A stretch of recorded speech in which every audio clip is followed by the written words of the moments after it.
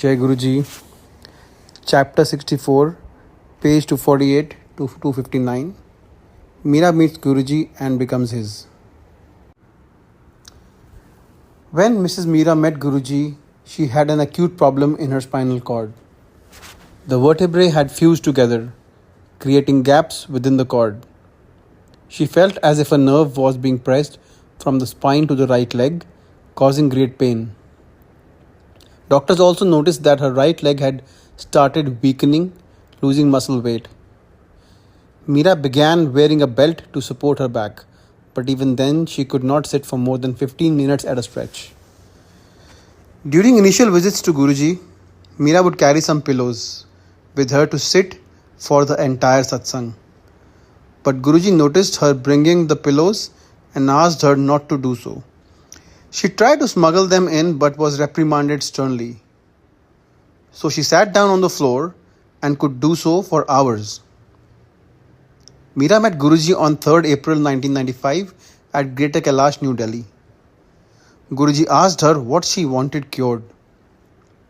Apprised of the problem, he immediately said, "Let's do the operation." Meera was frightened. Guruji only took her to a room, placed the spoon on the affected body parts and bent her neck with great force to the left and right. Meera felt agonizing pain. As she recovered, Guruji said he would treat her leg in Jalandhar. After Guruji's treatment, Meera's spinal cord problem vanished, but she still had pains in her joints. The fingers of her hands had swollen and the joints looked like big knots. Meera told the Sadguru about the problem one day. Guruji talked to her and began rubbing her hands. Meera, engrossed in talking with Guruji, did not notice this. She kept on talking about what a problem her hands were. Finally, Guruji interrupted her and told her to take a look at her hands. They were all that she could have wished for. The fingers had become lean and tapering, the joints were not paining, and all this had occurred without her noticing it. Guruji had once told Meera that he would not let her die, that he had given her 10 years more of life. He would keep saving her and would transfer her diseases. His words have proven true innumerable times. Removing a stone-filled gallbladder. Meera suffered from severe pain in the abdomen. A medical investigation revealed that Meera's gallbladder was packed with stones. The large ones were more than half an inch thick. Doctors started her medication but told her that surgery was the only lasting solution. Guruji was in Jalandhar and advised Meera to go for the operation when he returned to Delhi. She told him that she could not bear the severe pain. Guruji put his hand on the spot and the pain ended. Meera waited for Guruji to return to Delhi and then got the surgery done. Her gallbladder was removed successfully. A host of health problems afflicted Meera. Her sugar level remained in constant flux, going up and down whimsically. As a result, her left eye began to get affected and there was significant vision loss. Meera went to the Sir Gangaram hospital and got an angiography of the eye done. It showed leakages. The doctor said that the eye should be operated upon within a week. It was a Tuesday, and Meera, not wishing to take any step without Guruji's approval, told the doctors that she would ask her husband about the date. The attending doctor said that it was her eye that mattered, not the husband's. But steadfast, Meera went to Guruji. The Sadguru picked up one of the many garlands lying at his feet and gave it to her. When her eye was tested, the doctors were stunned. It had healed on its own accord. No tests were required. There was no question of surgery. Cancer patches on X-ray disappear. Guruji grace fell on Meera's husband too. There was a white patch inside of his mouth. Doctors strongly suspected cancer, but waited for a biopsy to confirm the diagnosis. The couple meanwhile went to the Safdarjung hospital, where doctors said more or less the same thing. Meera hurried to Guruji with her problem and he said, Mauj kar, be carefree. Meera was surprised, but Guruji's words were meant by way of bestowing a blessing. The biopsy showed no patches in the mouth, yet the previous x ray done at 2 am the night before still showed the patches. Doctors were confounded. The patches had disappeared overnight. Meera's joy knew no bounds. Guruji does everything immediately for her, said this lady of faith. A return to consciousness. Meera's husband, Mr. Kapoor, who runs a wholesale garment business, had to travel to the Punjab to collect some payments. He booked his to and fro ticket for travel on the Shatabdi. But when he reached Jalandhar railway station with money in hand, there was too much fog. He abandoned his plan to travel by train and decided to take a bus to Delhi. He phoned up his home and said he would reach by 10:30 pm. The next phone call that Meera received was from the Kashmiri Great police station at 1 am at night. The policeman said her husband has been found lying unconscious inside a bus that was going to the depot. Meera asked her brother-in-law, who was with her, to confirm the identity of the caller. The policeman said Mr. Kapoor was in no condition to talk to her and they were taking him to Hindu Rao Hospital. When the distressed family arrived at the hospital, they were disappointed at the care that was being provided. They decided to shift him to a private hospital. He still did not gain consciousness. Meera approached Guruji, who told her that nothing had happened to her husband and she should not worry. After the Satguru's statement, her husband tried to speak a few words at the hospital. Doctors tried to shake him up. When he regained consciousness fully, doctors told Meera to stay by her husband's side for 3 months continuously, as he would have temporary blackouts. Meera knew this was an impossible request to meet because she had to be at the garment shop they ran. Guruji, however, told her that she was not required to be at his side and that her husband was fully okay. And so it was. He suffered no blackouts at all. It turned out that Kapoor had been befriended by a fellow passenger on the bus. The passenger had given him some biscuits and had some himself too. The next thing Kapoor knew was the hospital room. The family was disappointed that they had lost a lot of money. But Guruji said their problems had gone and they shouldn't worry. He will provide more. Meera says, time has proved that his munificence has exceeded expectations and met more than their needs. Miracles on pilgrimages to Guruji. Kapoor, Meera and her mother-in-law were going to Chandigarh to have Guruji's darshan.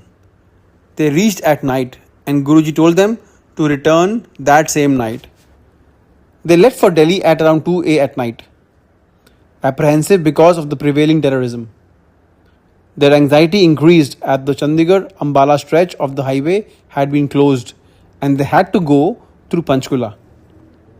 It was an eerie night with not a soul being seen on the dark, unlit road that cut a swath through the fields.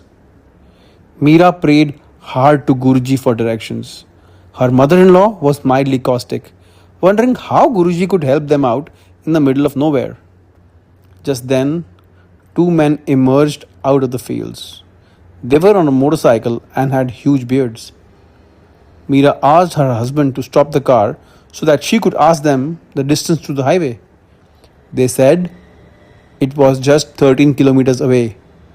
Meera protested that there was no signboard and it was such a lonely road.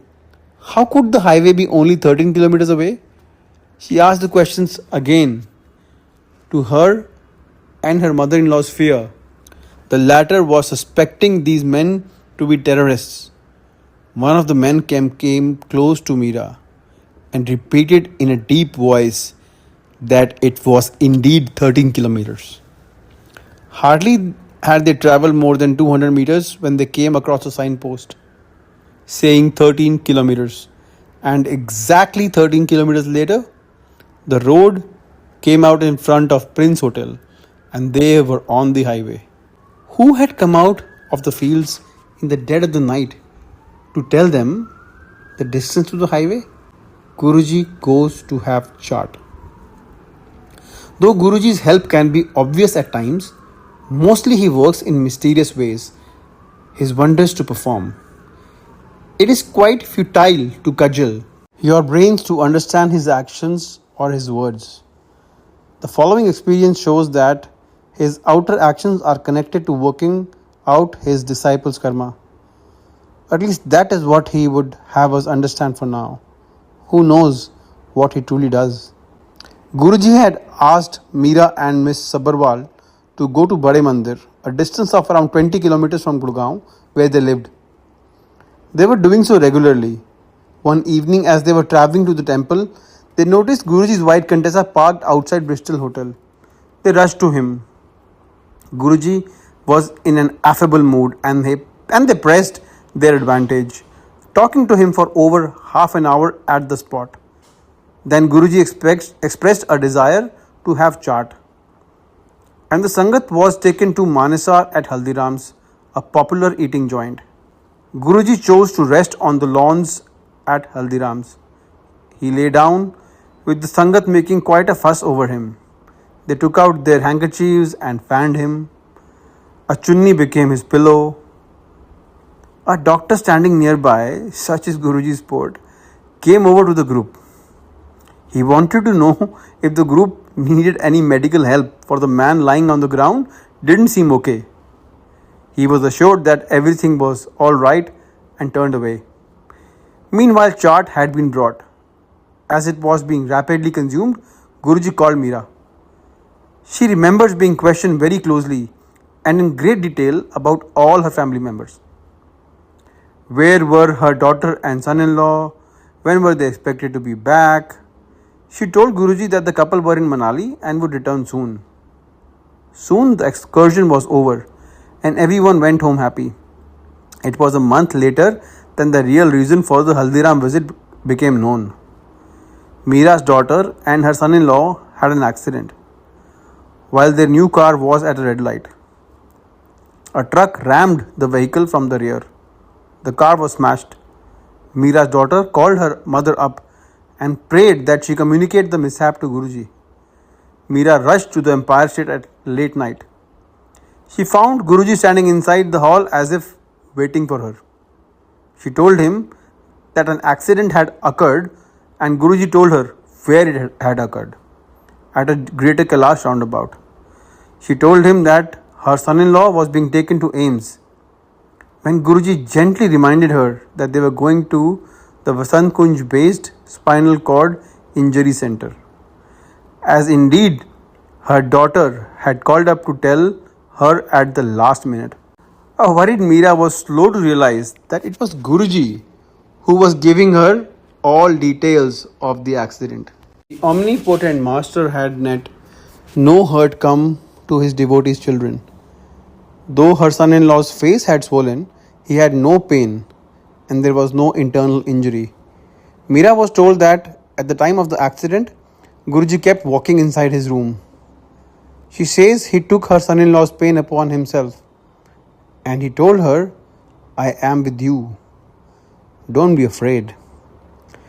Meera says that Guruji had foreseen the accident a month ago during the chart excursion, and that by merely asking her about her family, he had prevented certain disaster. Queer appearances at a garment shop. Guruji puzzled Meera by showing up at their shop in Karol Bagh. He came to take away their troubles or to give them something. But never did he come in the form they so loved. He took money to take away bad karma and showered prosperity on them. To Meera's never-ending consternation, they could never recognize him. The Kapoors ran their wholesale business from a first-floor shop at Karol Bagh. One morning, a stranger came in. He offered his visiting card and said he wanted some change. Meera, who was sitting at the shop, said they were wholesale garment dealers and didn't keep change. However, Mr. Kapoor decided to help out and sent one of his employees to a nearby bank with the 6400 rupee check that was to be encashed.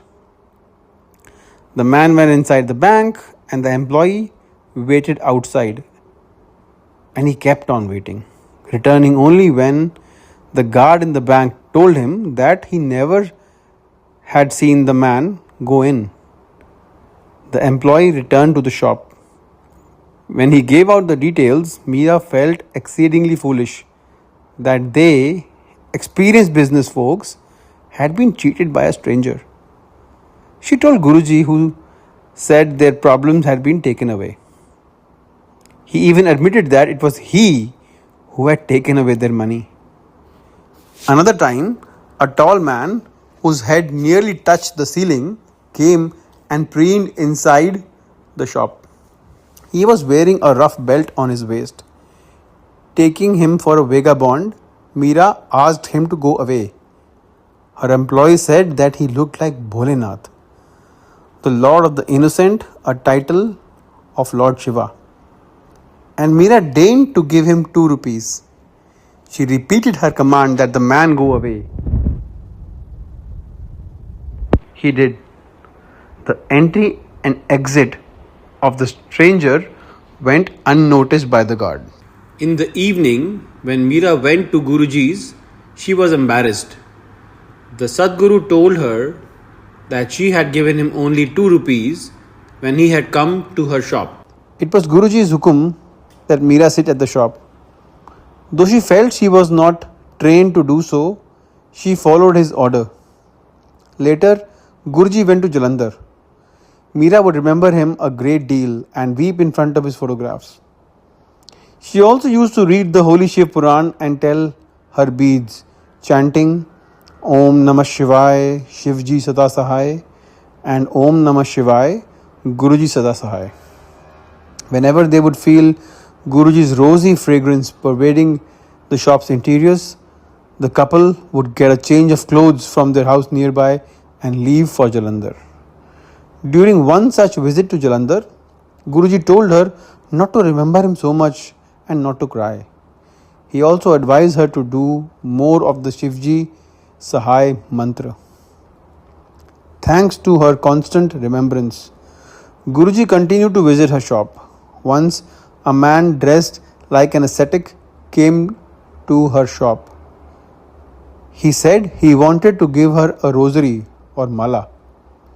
When she put out her hands, he asked her to bow and put the mala on her neck. He also advised her to always keep the rosary with her. Later, when her grandson was born, Guruji paid them another visit in disguise. This time, it was to give a bangle for the newborn. He gave a similar bangle to Meera. When Meera had started going to the shop, she had put up Guruji's photo there. But Guruji had not allowed it, she says. And she had put it back at home. After 5 months of her going to the shop, he allowed her to put the photo in the shop. Meera says their shop started doing well and their earlier losses were made up. Guruji even helped Mr. Kapoor keep his word. One day, Kapoor promised a certain man that he would pay him the 3 lakh due to him that day itself. Meera pointed out that the shop didn't even have 1/6 of the amount in cash. But her husband said that he had also been promised 2 payments and they would make up the sum required. Kapoor went to collect the money. One man asked him to come a week later. Another postponed the payment for a day. Moneyless, Kapoor petitioned Guruji while walking in front of the Karol Bagh Gurudwara. If he could not keep his word, it would be a matter of disrespect for Guruji, not him. Firmly turning over the matter to Guruji, Kapoor returned to his shop. After some time, the shopkeeper above their shop sent them a customer. The man was from Jalandhar and needed certain things. All these were to be found in Kapoor's shop, and the customer happily made the payment of these without even bothering to check the raw material he was buying. The sum easily covered the payment Kapoor had to make. That evening, when the Kapoors came for the Sangat, Guruji addressed Meera. What's the matter? Meera recalls him as saying, Your husband prays to me on the footpath. With rose garland, shop is fireproofed. Once when Meera had gone with her sister-in-law to Guruji's place, he asked the sister-in-law to pick up a rose garland from a heap of flowers offered to him. He then instructed her to sanctify some water with the garland and sprinkle the holy water all over the shop. But the next day was a Monday, and the sister-in-law was loath to open the shop for the express purpose of sprinkling some water on it. Meera told her that it was best to act as directed by Guruji, rather than applying their own logic to his words. A month later, a fire raged over the Karol Bagh market. All the shops were burnt. Meera says the flames singed the shop below them. The blaze was so fierce that the ceiling fans melted, but the devotee's garment shop was safe. The fire had seemingly recoiled from near the garment shop, as the wind started blowing in the opposite direction. The rose garland, blessed by Guruji, had protected their shop. Kapoors switched business on his advice. The Kapoor's business wasn't doing so well. Mr. Kapoor had a plan to turn this fortune around. He wanted to import material from China, which would help him cut costs. Guruji was approached for approval. Guruji told him not to start right away and that he will tell him the right time. After 3 months, Guruji gave Meera prasad of cardamom seeds and misri. He told her to eat it while sitting inside the shop. They were also permitted to start the new business after they told Guruji the name of the man in China whom they were to do business. Guruji said he was a good man. They did business worth crores with this man sitting in China over the last 5 years, and till date they have not met each other. There has been no loss either. Another time, Mr. Kapoor was in Chandni Chowk, one of the most congested areas in Delhi, with a great deal of money in his briefcase. He kept the briefcase on top of another car while trying to enter his own vehicle with ease. Then he came home. At home, he discovered that he had not brought the briefcase with him. He was distraught since it contained a lot of money. He immediately went back, though he knew that the briefcase would have disappeared by now. To his amazement, the case was still on top of the car that he had put it on. When in the evening he met Guruji, the master simply said, "Did you find the bag?" reaching out with grace. It was not just Meera who benefited from Guruji's care and protection. Her family did. So did a worker in a nearby shop. So did the head of a department of medicine. The Kapoors had gone to a nearby shop and they started doing satsang. Guruji's tales so impressed the worker of the shop, a devotee of the mother, that he made up his mind to go to Guruji, who was then in Jalandhar. He took directions from the Kapoors and after shop hours set out. He reached Guruji, who wanted to know who had sent him. After he was told of the same, Guruji hugged him, for reasons best known to him. He then sent the man back to Delhi. Now this man led a troubled domestic life, as his brothers fought amongst themselves. When he came back home, he told his wife that he felt as if all his problems would go away. And that was what happened. The brothers squabbling over property did exactly as he suggested. A locker that contained the family jewelry was opened and the treasure divided among the brothers. The shop worker found a pearl garland. A brief note attached to it said it should be given to one who most deserved it. The worker immediately thought of Guruji. He went one day to Jalandhar and sat at the Sangat, wondering whether to give the garland to Guruji or not. He was quite taken aback when Guruji came before him and asked why he was vacillating. Guruji then asked him to hand the garland over to him. Everyone had been impressed by Meera's quick recovery from her joint problems. The doctor treating her, head of the Department of Orthopedics in Safdarjung Hospital, had seen the recovery take place. She herself suffered from severe joint pains. She found it difficult to do her rounds. Meera suggested that she go to Guruji. She did and returned with his blessings. Soon Meera heard from her. The doctor was calling her up to tell her that she had just taken a round of a ward without feeling any pain. The doctor said she was still wondering whether it was she who had taken the round. As Meera turned to Guruji, she found that her entire family was getting blessed. Her sister-in-law was amongst the first ones. She had a tenacious cold that would usually be accompanied with a migraine. Even her ears would give off water. Her hearing had already been damaged. Meera and she went to Guruji together, and the cold and the migraine vanished. Her hearing improved. But at the same time, the sister-in-law's son, Ankur, was losing his vision. He was only 4 years old. The problem was put before Guruji and he gave his blessings. He asked Meera's sister-in-law to put honey in Ankur's eyes. The mother knew that applying honey to the eyes hurt a lot and was reluctant. She was prevailed upon and found that Ankur felt no pain at all when the honey was applied. Guruji told them to get Ankur's eyes tested. Sure enough, the eyesight had improved by leaps and bounds. One who grants God's darshan. Meera's brother had retired from the army. A devotee of Sri Ramakrishna Paramahansa, he used to visit the saints with only one hope in mind, that they grant him darshan of the Lord. After Meera had been to Guruji, she called him up and told him about the Sadguru. He willingly came to the Sangat. Guruji immediately called him Mama, maternal uncle, and asked him to wish for something. The spiritual aspirant asked for Guruji's meher or grace. Guruji again insisted that he ask for something, and the aspirant revealed his great desire to see God. Guruji merely said, "Okay." 3 days later, Meera's brother had a vision at home. His lifelong quest was realized. He had seen God. At a devotee's mere request, Guruji was able to grant him the darshan of the Almighty. Who then is he? One answer comes from Meera's father himself.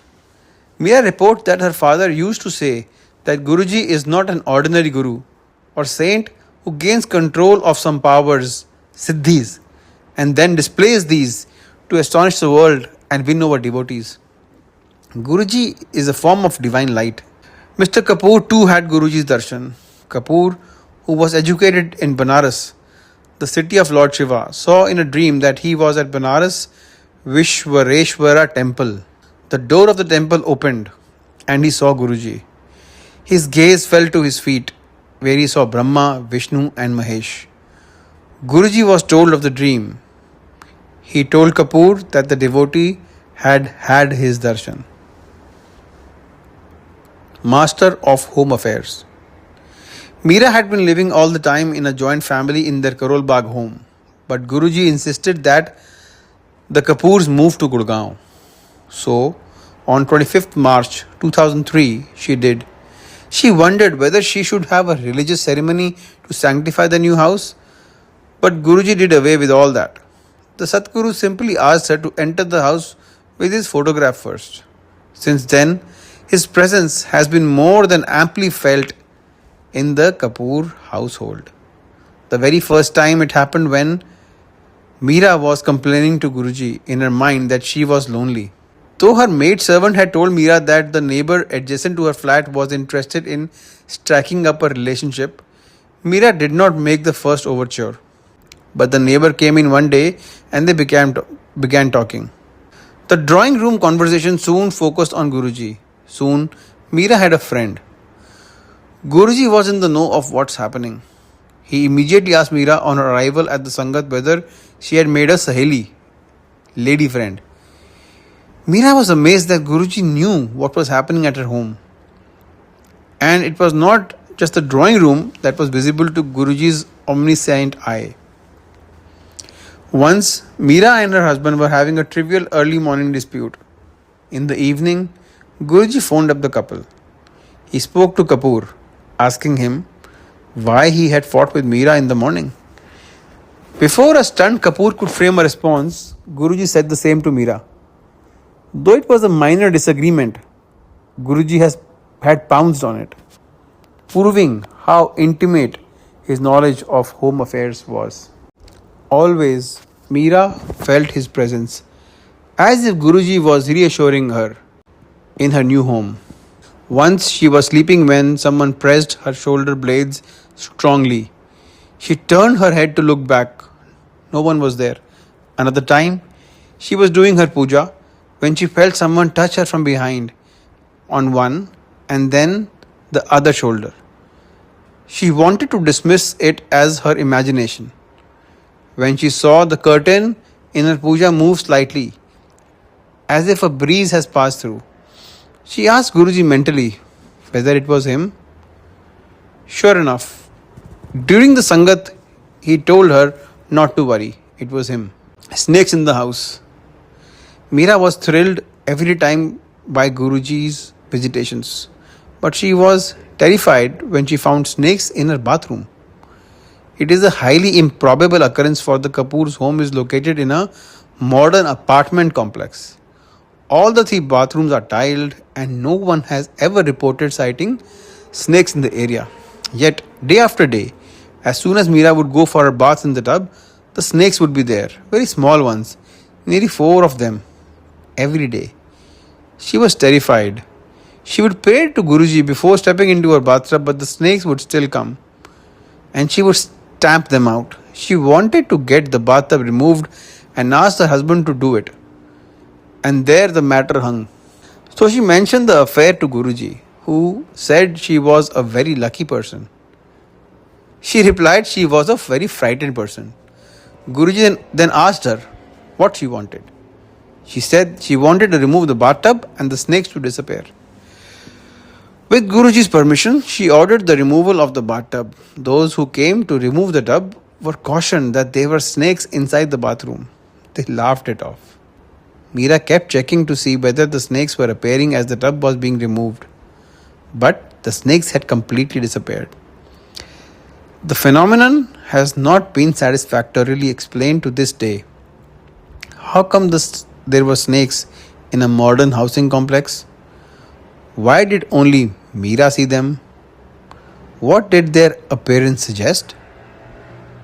Where did they go? Only Lord Shiva knows. Satsang as narrated of Meera Kapoor, housewife and businesswoman.